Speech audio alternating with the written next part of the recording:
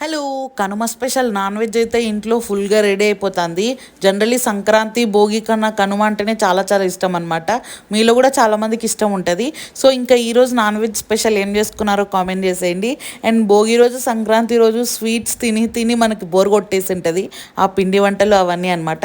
So, ఇంకా ఈరోజు మంచిగా నాన్ వెజ్ తినాలి. చికెన్, మటన్, చేపలు ఏవంటే అవన్నమాట. స్పెషల్లీ ఈరోజు వడలతో మటన్ కర్రీ తినండి.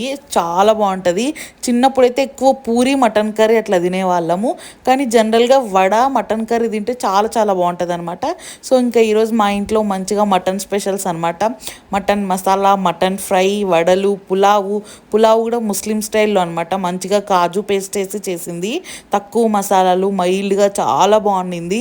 ఈ కాంబినేషన్ ఒక్కసారి ట్రై చేయండి, చాలా చాలా బాగుంటుంది అనమాట. సో మీరు ఈరోజు కనుమ స్పెషల్ ఎలా జరుపుకున్నారో కామెంట్ చేసేయండి. అండ్ ఈ 2 రోజులు కూడా చాలా మంచిగా జరిగింది కదా. సో ఫైనల్లీ పెద్ద ఫెస్టివల్ సంక్రాంతి అయితే కంప్లీట్ అయిపోయిందనమాట ఈరోజు కనుమతో. ఇంకా మళ్ళీ యాజ్ యూజువల్ రెగ్యులర్ అనమాట. సో ఇంకా నేనైతే వేడివేడిగా మటన్ కర్రీ, పులావు, వడలు అన్నీ మంచిగా తినేసి హ్యాపీగా రెస్ట్ తీసుకొని ఇంకా రేపటి నుంచి మళ్ళీ మా జనరల్ వర్క్స్ అనమాట. మీరేం కనుమ స్పెషల్ చేసుకున్నారో కామెంట్ చేయండి.